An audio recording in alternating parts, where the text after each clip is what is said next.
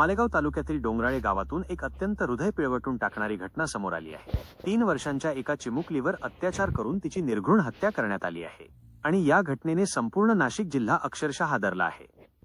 रविवारी सायंकाळी ही बालिका घराबाहेर खेळत असताना गावातीलच संशयित विजय उर्फ शेखर खैरनार वय 21 याने तिला चॉकलेटचे आमिष दाखवून दुचाकीवर बसवून नेले।